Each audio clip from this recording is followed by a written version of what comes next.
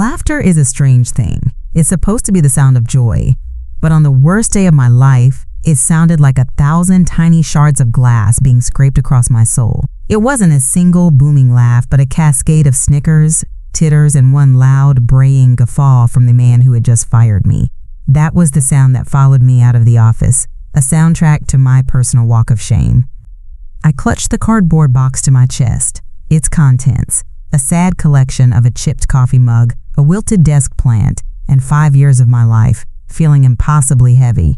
My boss, Mr. Henderson, stood by the door of his glass-walled office, a smug little smirk playing on his lips. He had made a spectacle of it, calling me in during the mid-morning rush, leaving the blinds open for the entire open-plan office to see. He'd used words like redundant and underperforming, but his tone said something else entirely: worthless. As I walked past the rows of desks, the laughter started. It was quiet at first, a suppressed cough from Mark in marketing, then a giggle from Chloe, who I'd helped with her reports just last week. They were all looking, some with feigned pity, most with undisguised glee.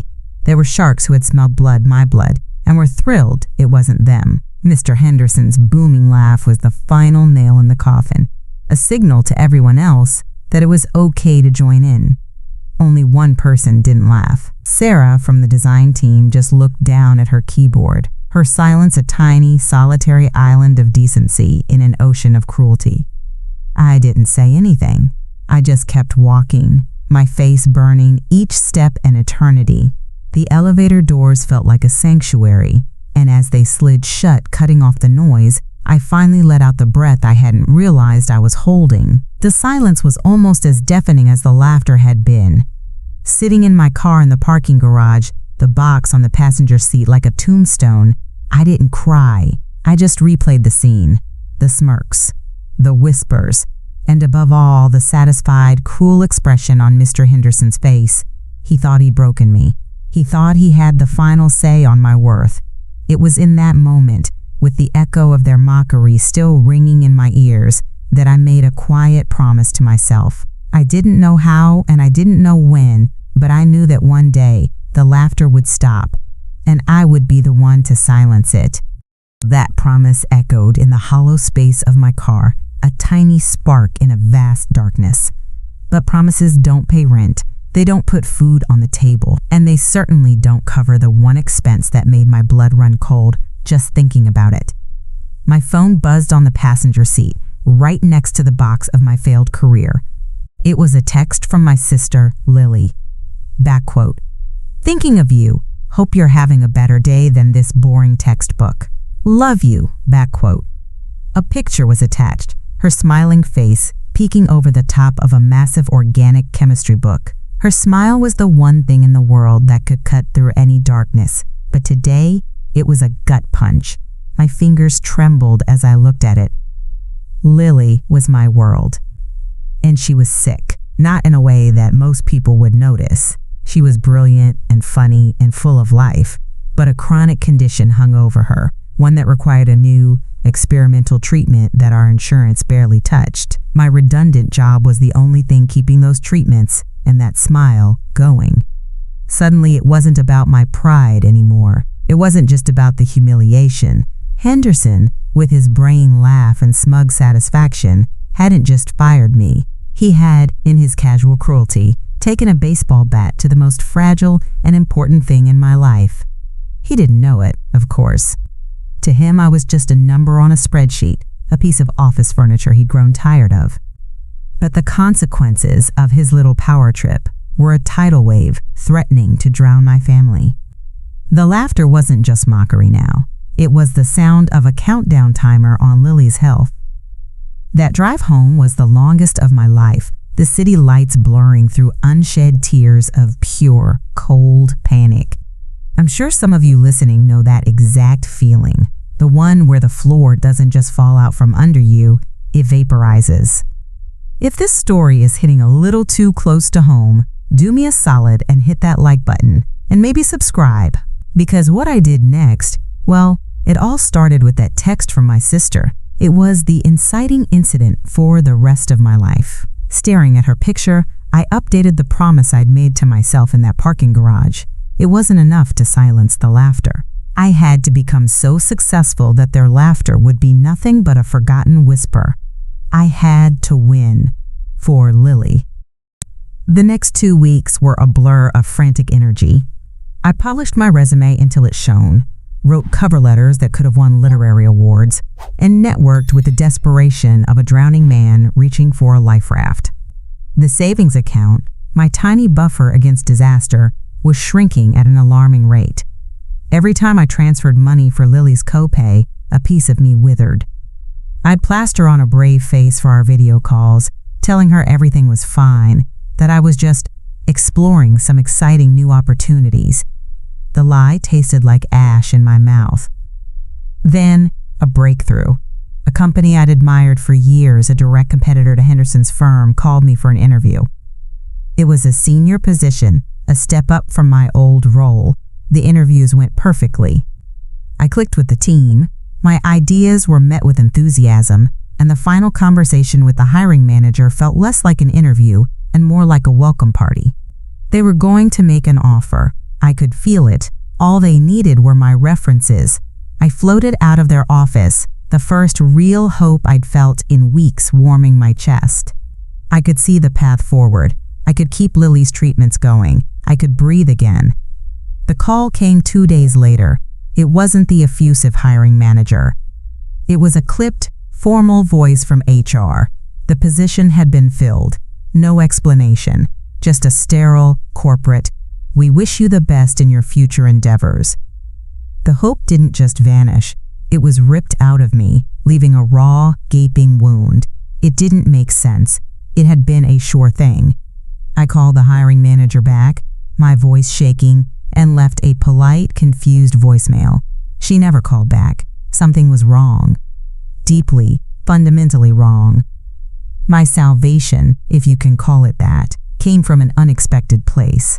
A recruiter I'd spoken to for a different, much smaller role called me a few days later. "Listen," she said, her voice low and conspiratorial. "I'm probably not supposed to be telling you this, but you need to know. We were about to make you an offer, but the reference check, it was a train wreck." My blood went cold. What did they say?" She sighed. "It was your most recent boss. A Mr. Henderson?" I could only manage a choked noise of affirmation. "He told my manager you were fired for gross incompetence, and this is the part you really need to hear, that you were under investigation for leaking proprietary company data to a competitor." The phone slipped from my numb fingers and clattered onto the cheap laminate floor of my kitchen. The world narrowed to a pinpoint. It wasn't just a bad reference. It was a character assassination. A deliberate, malicious lie designed not just to keep me from getting a specific job, but to make me completely unemployable in my entire industry. He hadn't just pushed me out the door and laughed. He had followed me home, nailed the door shut from the outside, and set the house on fire. This was no longer about his ego or my humiliation. This was a declaration of war. He was trying to ruin me, to utterly destroy my ability to provide for my sister. In his mind, I wasn't even a person anymore. I was a loose end he was methodically, sadistically tying off. I stood there in the silence of my apartment, the recruiter's words echoing in the space where my hope used to be. The panic I'd felt before was gone. The desperation was gone. In its place, a terrifying calm settled over me. It was the calm of a clear-cut path, a single-minded purpose. He had taken away every conventional option. He had left me with nothing. And in doing so, he had given me everything. He had given me freedom. The freedom from rules. The freedom from playing a game that was rigged against me. I picked up the phone. I didn't cry. I didn't scream. I opened a new folder on my laptop. The old resume went into the trash. The job search websites were closed. My promise to myself evolved one last time. It wasn't about silencing laughter anymore, or even just about winning. It was about building an empire on the ashes of the world he thought I belonged in. And when I was done, I wouldn't just be his boss. I would be his judge, his jury, and the architect of his own personal, inescapable hell. He had made sure I could never work in this town again. He just never considered I might one day own it. But before an empire, before the revenge, there was a single, last-ditch effort to play by the rules. That terrifying calm I felt was the calm of a general planning a campaign, and every good general explores diplomacy before declaring all-out war. My first call wasn't to a venture capitalist or a co-conspirator. It was to a lawyer. The office was exactly what you'd expect. Dark wood, leather-bound books that looked like they'd never been opened, and a faint smell of old paper and entitlement. The lawyer, a man named Mr. Davies, listened patiently, his fingertips steepled under his chin as I laid out the whole sordid story. I told him about the public firing, the laughter, and the recruiter's call. I gave him the lie Henderson was spreading, word for word, gross incompetence, and leaking proprietary data. When I finished, he gave a slow, sympathetic nod. "It's a clear case of slander per se," he said, and for a fleeting second a dangerous spark of hope ignited in my chest. Then he continued, "Proving it is another matter entirely." He explained the grim reality. It was my word against Henderson's. We'd need to get the recruiter to testify, something she'd be loath to do for fear of burning bridges. We'd need to prove Henderson's statements were not just his opinion, but malicious falsehoods. And we'd need to prove concrete financial damages directly resulting from those statements. It's a long, ugly, and very, very expensive fight, he concluded, leaning back in his creaking leather chair. We're talking a retainer of $20,000 just to get started, with no guarantee of a win, and these things can drag on for years. $20,000. The number hung in the air, an impossible sum. It was more than half of what I had left in the world. It was months of Lily's treatment. I could see the calculation in his eyes. He saw a desperate, unemployed person with a righteous cause but an empty wallet. I was a bad investment. "I'm sorry," he said, the sympathy in his voice now sounding practiced and hollow. "My advice? Try to move on. Maybe look for work in a different industry." I walked out of his office into the glaring afternoon sun, the hope now a smoldering ember of rage. He might as well have told a drowning man to try breathing water. But I wasn't done. There was one more door to knock on. I went home and dialed the main line for my old company, my heart hammering against my ribs. I asked for human resources. The woman who answered had the kind of relentlessly cheerful voice that sets your teeth on edge. I explained, as calmly as I could, that a former manager was actively sabotaging my job search with false and defamatory statements. The cheerfulness vanished from her voice, replaced by a cool, professional guard. "We have a policy that we only confirm dates of employment and title," she said, the sentence a perfectly constructed shield. "Well, that policy isn't being followed," I shot back, my voice tighter than I wanted. "Daniel Henderson is telling potential employers I was fired for incompetence and for leaking data. It's a lie, and it's costing me jobs." There was a pause. I could hear her typing. "Mr. Henderson is a senior manager in good standing. I'm sure there's been a misunderstanding." "There is no misunderstanding. He is ruining my reputation."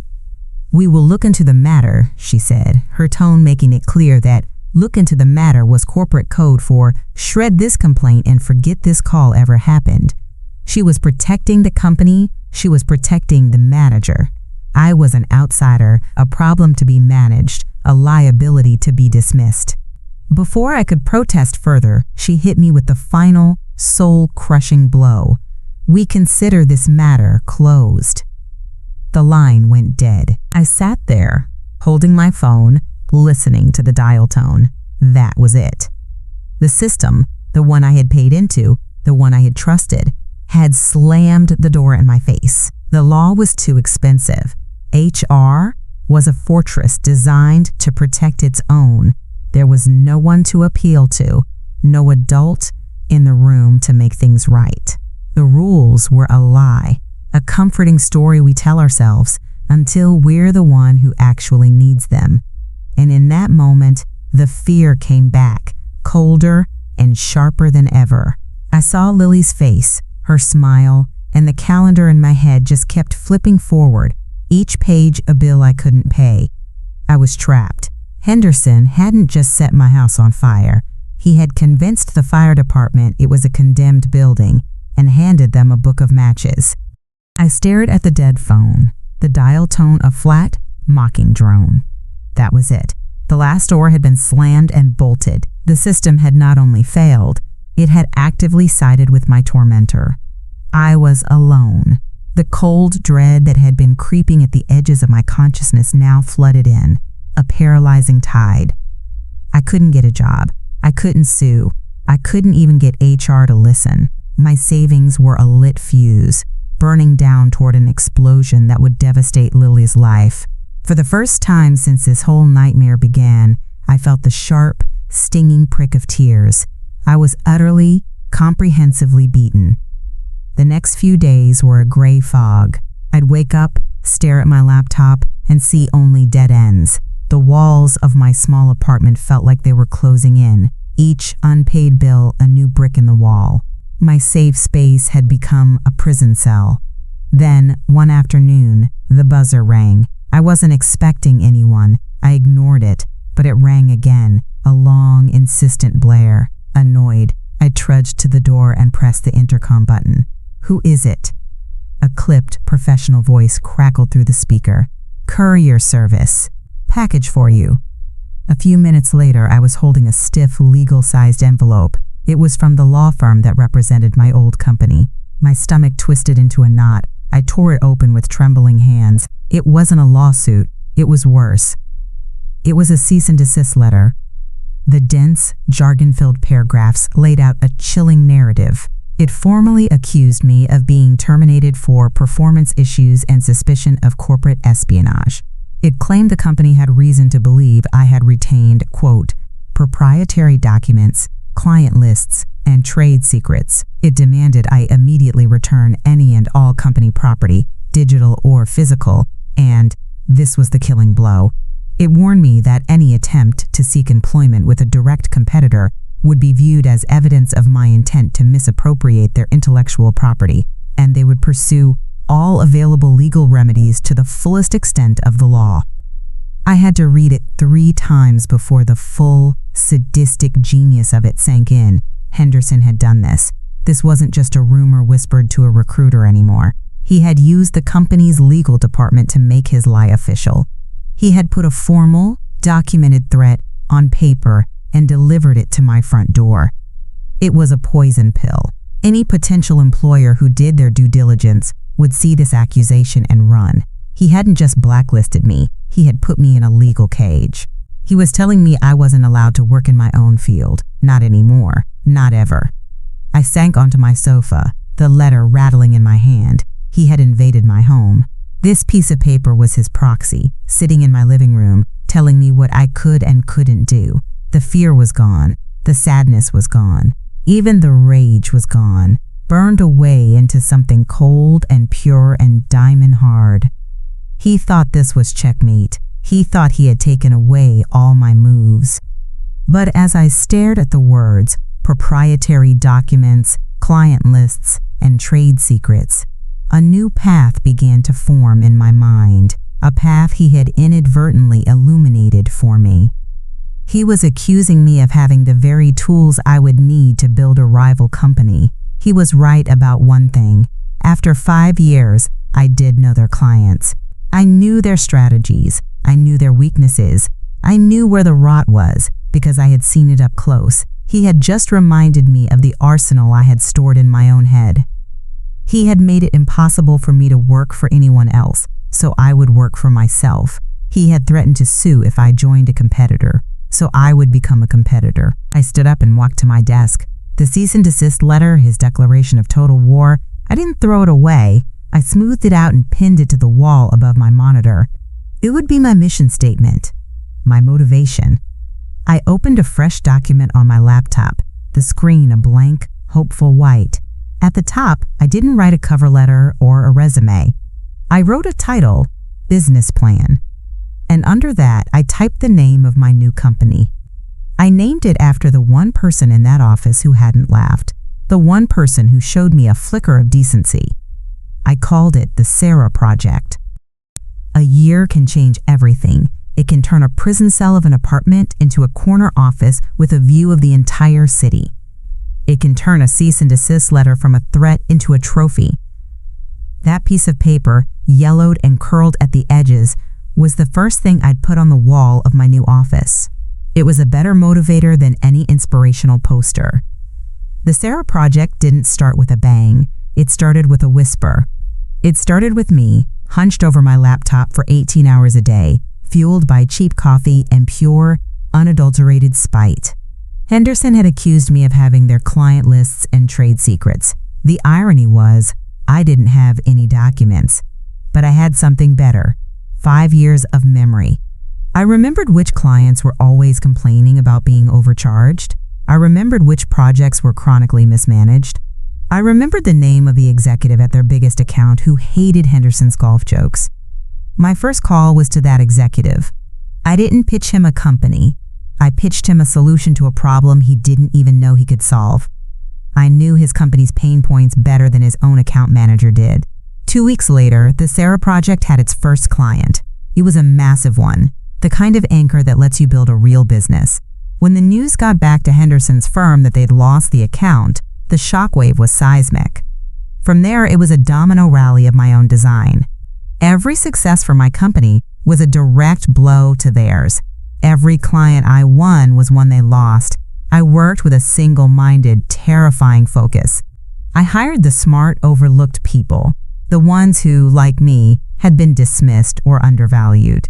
We were a team of hungry ghosts, and we were haunting our old lives. Lily's treatments were no longer a source of panic. They were a line item, paid in full, months in advance.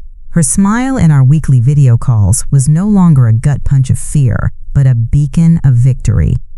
I started hearing rumors, layoffs at my old firm, restructuring. Then, last month, the big one. Henderson's company had been acquired in a fire sale by a larger conglomerate, its value gutted. Henderson, the smug senior manager, was deemed redundant. The word tasted like the finest wine. I knew this day might come. I had fantasized about it, planned for it, willed it into existence. But when it actually happened, it felt surreal. My head of HR, a sharp woman named Maya, walked into my office yesterday afternoon holding a tablet. "I've got the final shortlist for the new junior account coordinator role," she said, handing it to me. "They're all solid, but there's one resume in here you need to see. It's unusual." I scrolled through the first few candidates. Good experience, decent schools. Then I got to the last one. The name hit me like a physical blow. Daniel Henderson. My breath caught in my chest. His resume was a masterpiece of humiliation. A 10-year career as a senior manager reduced to a list of transferable skills. He was applying for an entry-level job. A job where he would be fetching coffee and scheduling meetings. A job where his boss would be 3 levels below me. Maya watched me, her expression unreadable. His work history is a bit of a train wreck, and he's wildly overqualified in all the wrong ways. Normally, I'd filter this out immediately, but given the history, I thought you should make the call. Here it was, the window, the moment of decision. For a year he had been a ghost, a symbol. Now he was just a name on a list, a desperate man looking for a job. I could hit delete, and he would vanish. My revenge would be complete, in the silence, in the knowledge that I had won and he had lost. But that wasn't the promise I made myself. The promise wasn't just to win. It was to silence the laughter, and for that I had to see him, I had to look him in the eye. This was the truth I had to confront. My victory wouldn't feel real until he was forced to acknowledge it. "No, you were right to bring this to me, Maya," I said, my voice steady. "Schedule him, 3 o'clock tomorrow." And now, tomorrow is here. It's 2:59 p.m. I'm standing at my window, looking down at the building where he fired me. It looks so small from up here. On my desk, next to a framed photo of Lily laughing on a beach, is his resume. My intercom buzzes, a sharp, clean sound in the quiet office. It's Maya. Your 3 o'clock is here. A cold, perfect calm settles over me, the same calm I felt the day I decided to build this company. I take a slow breath. What's the name? I ask, though I already know. Daniel Henderson. I look at the tattered cease and desist letter pinned to my wall one last time, a relic from a forgotten war. Then I press the button on the intercom. Send him in. The door swung open, and he walked in. It was him, but it was a faded, lesser version, like a photograph left out in the sun. The smug confidence was gone, replaced by a deep-set weariness in his eyes. His suit, once sharp and tailored, hung loosely on a frame that had lost weight. He looked older. He looked beaten. He didn't look at me at first, his gaze fixed on the plush carpet as if mapping a path through a minefield. When he finally lifted his head and his eyes met mine, the recognition hit him like a physical shock. The blood drained from his face, leaving behind a sickly, pale mask. For a split second, he looked like he might turn and bolt. Daniel, I said, my voice perfectly even. Thank you for coming in. Please, have a seat. My calm seemed to unnerve him more than any outburst would have. He moved stiffly, mechanically, and sank into the leather chair opposite my desk. It was the same kind of chair that had been in Mr. Davies's law office, but from this side of the desk, it looked much smaller. I let the silence stretch, a heavy blanket smothering the air in the room. He squirmed, his hands clasped so tightly in his lap his knuckles were white. I picked up his resume, though I had no need to read it. So it says here you're looking for a fresh start. An entry-level position like junior account coordinator is an unusual choice for someone with your years of senior management experience. He cleared his throat, a dry, rasping sound. The market is challenging, he mumbled, his eyes darting around the office, anywhere but at me. They landed on the photo of Lily, then flicked away. I'm eager to get back to work, willing to start from the ground up. The ground up, I repeated, savoring the words. I understand. I had to do that myself. It can be difficult when your reputation is unfairly tarnished. I leaned forward, resting my elbows on the polished wood of my desk. Let's talk about your last role. You left due to corporate restructuring. But word on the street is that your entire division was hemorrhaging clients. That performance was, shall we say, underperforming. He flinched as I used his own word against him. There were market forces. Were there? I interrupted, my voice still quiet, still calm. Or was it that you were fired for gross incompetence? Perhaps you were even under investigation for leaking proprietary company data. Every drop of color was gone from his face now. He looked like a ghost. He opened his mouth, but no sound came out. You see, I have some experience with those accusations, I continued softly. I swiveled my chair slightly and pointed to the yellowed letter pinned to my wall. Do you recognize that? It's the cease and desist your old company sent me, the one you orchestrated. The one that accused me of having your trade secrets and client lists, threatening to sue me into oblivion if I even tried to work for a competitor. His eyes followed my finger, and a low, strangled noise escaped his throat. It was a brilliant move, I have to admit, malicious, sadistic, but brilliant. You made it impossible for me to work for anyone else, so I had to work for myself. I leaned back in my chair. You accused me of having the tools to be your competitor. You gave me the business plan. This company, this office, this desk between us. I owe it all to you, Daniel. He finally looked at me, his eyes swimming with a mixture of terror and disbelief. The powerful man who had laughed me out of his office was gone. In his place was a hollowed-out shell, finally understanding the totality of his defeat. I remember the laughter, I said, my voice dropping to a near whisper. All of it. Mark's snicker, Chloe's giggle. But yours was the loudest. I promised myself that day that I would silence it. I stood up and walked to the window, looking down at the city, my city. The job is for a junior account coordinator. You'll schedule meetings, you'll fetch coffee. You'll answer to people a decade younger than you, You'll report directly to our head of marketing, Mark. I believe you remember him." I turned back to face him. He was staring at his hands, his shoulders slumped in utter surrender. The architect of my personal hell was now a supplicant, waiting for my judgment. The final braying note of his laughter had finally died, leaving only a pathetic, ringing silence.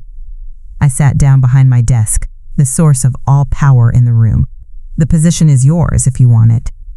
He didn't look up. A long moment passed. Then, so quiet I could barely hear it, came the reply, a single, broken word. "Yes." I nodded, a single, sharp movement. "Good," I said, my voice devoid of any emotion. "My assistant, Maya, will be in touch with the onboarding details. Your start date is Monday. Don't be late." He didn't respond. He just pushed himself up from the chair, his movement slow and ancient. He walked to the door without looking back, a man being led to his own execution. The door clicked shut behind him, and the silence he left in his wake was absolute. For a full minute, I didn't move. I just stared at the closed door, my mind a complete blank. The chase was over. The war was won. The promise I made to myself in that parking garage had been fulfilled 100 times over. Then it hit me. A wave of exhaustion so profound it felt like a physical weight. My hands, which had been perfectly steady, began to tremble. My legs suddenly felt weak, and I sank back into my chair, the plush leather offering no comfort. The adrenaline that had been a roaring inferno inside me for the past year had just been extinguished, leaving behind nothing but cold, gray ash. I had stared down the monster, and he had blinked. He had broken, and the victory felt quiet. It wasn't the explosion of joy I had fantasized about. It was the hollow echo after the blast. My eyes fell on the tattered cease and desist letter on my wall.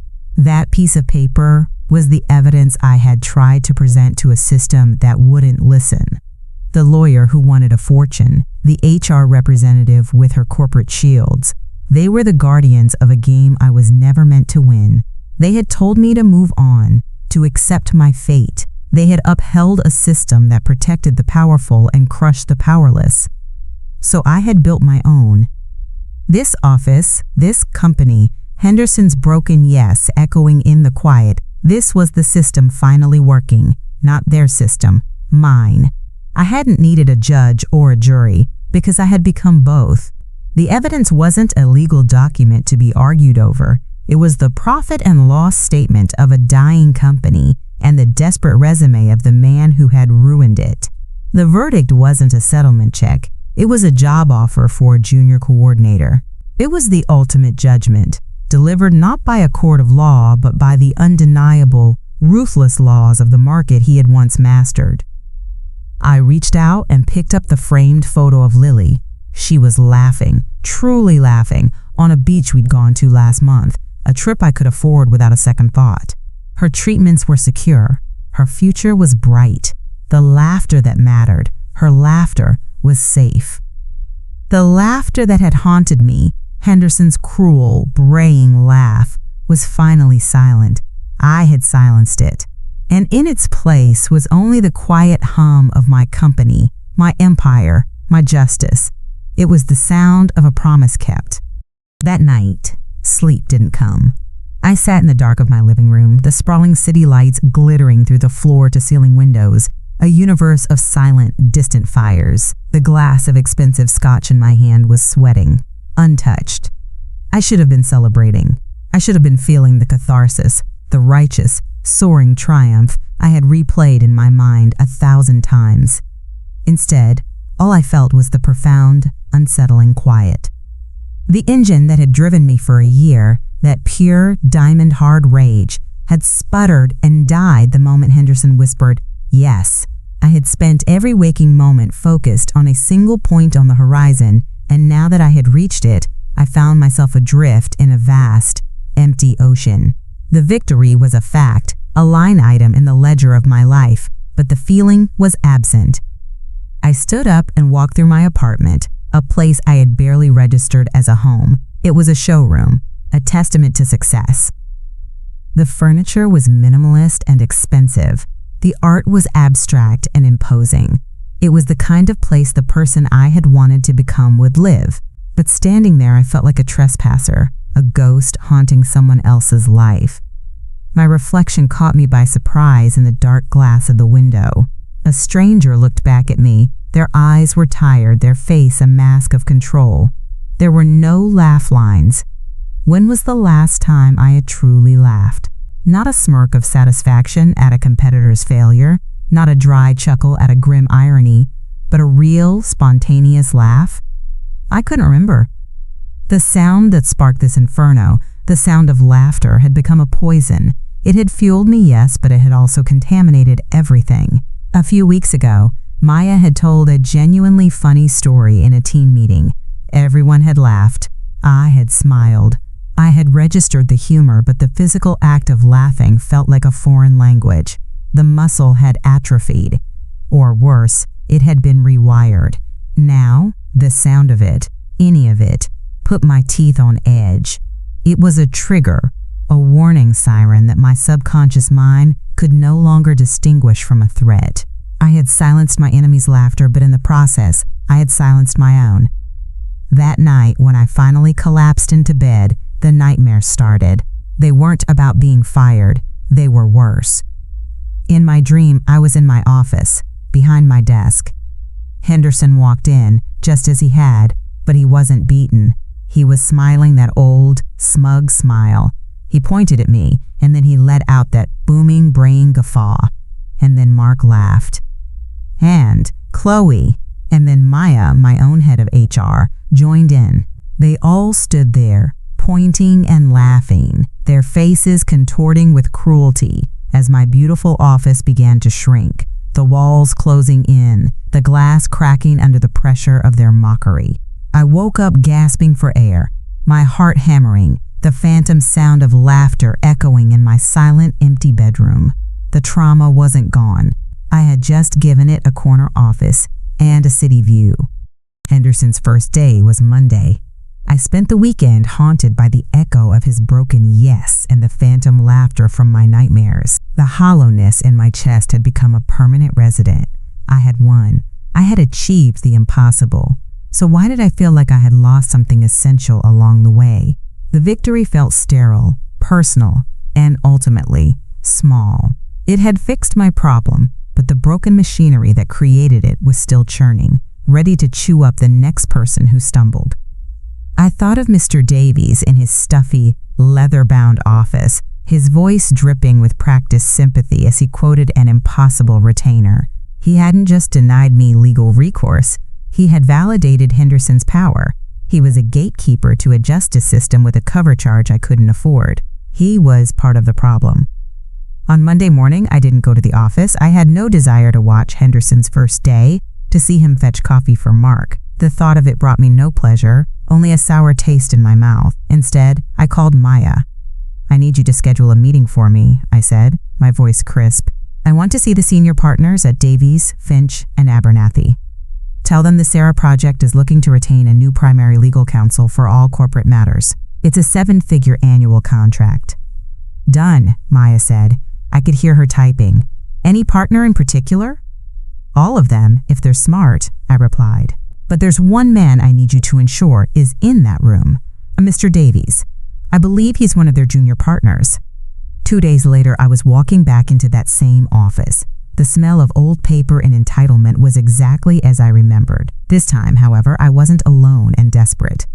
Maya was at my side, tablet in hand, and I was wearing a suit that probably cost more than the retainer Davies had quoted me.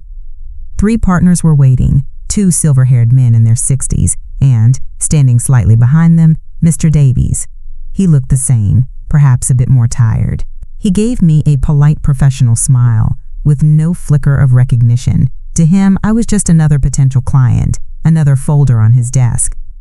"Thank you for meeting with us," the eldest partner, Abernathy, began, gesturing to the chairs opposite his enormous desk. "We've been following the meteoric rise of the Sarah Project. Very impressive." "Thank you," I said, taking my seat. I placed my briefcase on the table but didn't open it. "I'm here because my company is at a point where we need a robust legal partnership. But before we discuss the future, I'd like to talk about the past, specifically about a meeting I had in this very room a little over a year ago.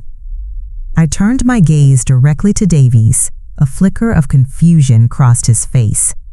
"I came to you a broken man," I said, my voice quiet but carrying the weight of a year's worth of rage. I had been fired, publicly humiliated, and was being slandered by my former boss, preventing me from finding work.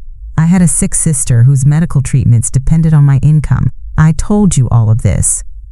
Recognition dawned in Davies' eyes, followed swiftly by panic. He paled, looking to his senior partners, who were now staring at him with undisguised curiosity. "You told me it was a clear case of slander per se," I continued, my voice as cold and sharp as a shard of glass. "And then you told me it would cost $20,000 just to start, with no guarantee of a win. You told me to move on, to find a new industry." I leaned forward. "You didn't see a client. You saw a bad investment." From my briefcase, I pulled out a single, pristine copy of the cease and desist letter and slid it across the polished table. It stopped directly in front of Abernathy.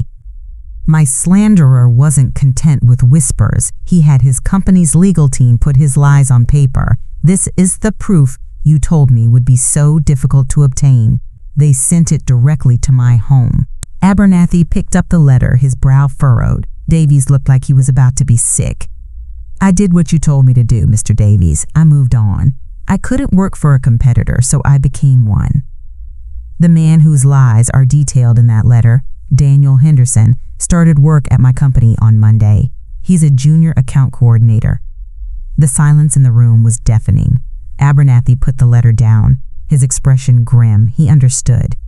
"I am here to offer your firm the largest contract you will sign this year," I said, my voice ringing with authority. "But not as you are. I have no interest in partnering with a firm that measures justice by the size of a person's wallet. So here is my condition. You will establish a pro bono division, fully funded by a percentage of my company's retainer. It will be dedicated to wrongful termination and slander cases. You will take on the clients who can't afford your $20,000 entry fee. You will give them the fight you denied me." I stood up, Maya rising with me. "Your firm failed me. It failed the system it purports to serve. This is your chance to make it right. You have 24 hours to decide if you want to be my lawyers or if you want to remain the kind of lawyers I had to build an empire to overcome." I turned and walked out, leaving the three of them in the wreckage. I didn't look back at Davies. He was irrelevant now. He was just a cog in a machine I was now powerful enough to redesign. For the first time since this all began, the hollow space in my chest felt a little less empty. It was the feeling of purpose. The real work, it seemed, was just beginning. Abernathy called me the next morning. They agreed to all my terms. The Sarah Project Pro Bono division of Davies, Finch & Abernathy is now a real thing. With a small, dedicated staff and its first 3 cases, I see the reports every week. It's the only part of my work that doesn't feel like it's enclosed in glass. It's been 3 months since Daniel Henderson walked into my office. He's still there, a ghost at a cubicle downstairs. I see him sometimes in the glass-walled kitchen, carefully rinsing out a coffee mug. He doesn't make eye contact. He's become proficient at being invisible. The rumors of his presence, of our shared history, have solidified into company legend. To the new hires, I'm the founder who pulled off the ultimate revenge. They look at me with a kind of awe. They don't see the hollowed-out man from my nightmares. My therapist, a kind woman with brutally honest eyes, told me last week, "You built a fortress to protect yourself from a single sound. Now you're living in it. Fortresses are safe, but they're also prisons." She suggested I try to find the door. So last night, I did something I hadn't done in years. I went to a comedy club. It was a small, dark, brick-walled basement, thick, with the smell of stale beer and anticipation. I took a seat in the back, my shoulders tight, my hands clenched around a bottle of water. I felt like a soldier walking back onto a battlefield. The opening act came out and the first wave of laughter washed over the room. It was a physical force. My jaw tightened. Every chuckle felt like a tiny needle. every guffaw a punch to the gut. My body remembered the threat before my mind could process the joke. I was surrounded by the enemy. I almost left. My hand was on the table, ready to push myself up and flee back to the sterile silence of my apartment. But my therapist's words echoed in my head. Find the door. Then the headliner came on stage, a woman my age, with a wry, knowing smile. She started with a story about her last corporate job, about a boss who used words like synergy and paradigm shift, and whose breath smelled like microwaved fish. The crowd chuckled. I felt the corner of my own mouth twitch. She talked about the absurd rituals, the pointless meetings, the soul-crushing performance reviews. And then she told a story about being laid off. She described being called into a glass-walled office. She described clutching a cardboard box with a dead plant in it. She described walking past rows of coworkers who suddenly couldn't meet her eye. It wasn't my story, but it was a story I knew in my bones. And my boss, she said, leaning into the mic, this little weasel of a man, he stands there and says, "Don't take it personally, it's just business." And all I could think was, I hope your business goes bankrupt and you end up working for the weird intern you used to make cry. The room erupted. A huge, rolling wave of laughter. And deep inside my chest, something broke loose. It started as a tremor, a rusty, unfamiliar vibration. It climbed up my throat, and before I could stop it, a sound escaped my lips. It wasn't a smirk. It wasn't a quiet exhalation of air. It was a laugh, loud and a little rough from disuse, but real. My eyes snapped open.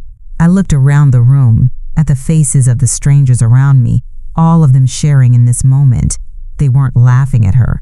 They were laughing with her. They were laughing at the shared absurdity, the shared pain, the shared humanity of it all. This laughter wasn't a weapon. It was a balm. It was the sound of a wound being exposed to the air, not to be salted, but to finally begin to heal. I took a deep breath, the tightness in my chest gone. The laughter in the room was just noise again, but it wasn't threatening. It was just the sound of people living. And for the first time in a long, long time, I felt like I might be one of them again. The walk back from the comedy club was different. The city lights didn't feel like distant cold fires anymore. They felt like possibilities. The air was crisp and cool, and for the first time in over a year, I wasn't replaying an insult or planning a counterattack. I was just walking, breathing the night air, feeling the ghost of that laugh still vibrating in my chest. When I got home, the apartment felt less like a showroom and more like a space waiting to be filled. I walked over to the wall where the cease and desist letter had been pinned. I'd taken it down after the meeting with Davies, but the empty space remained. It was a scar. Now, looking at it, it didn't feel like a scar anymore. It just felt like a blank wall, waiting for a picture. Maybe one of Lily and me on that beach, both of us laughing. The fortress hadn't crumbled, but I had found the door and I had walked through it. I know I won't be fully healed overnight. The nightmares might come back. The sound of a certain kind of laugh might still make my stomach clench. But the poison has lost its potency. I've found the antidote. It turns out the opposite of cruel laughter isn't silence, it's connection. My name is on the door of a skyscraper now. I have the power to hire and fire, to build and to break. I won the war by every metric the world values. But my real victory wasn't the day Daniel Henderson said yes. It was the night I sat in a dark basement and remembered how to laugh. It was the moment I realized that the story of my humiliation wasn't just mine. It belongs to anyone who has ever been made to feel small. It's a story that can be a weapon, or it can be a bridge. I spent a year using it as a weapon. I think I'll spend the rest of my life trying to use it as a bridge. That's my story. It started with laughter, and in the end, it was laughter that saved me. If any part of it hit home for you, if you've ever felt the sting of being the punchline, maybe you could do me a favor. Like this story and subscribe to the channel. Because sometimes the most powerful thing in the world is knowing you're not the only one laughing in the dark.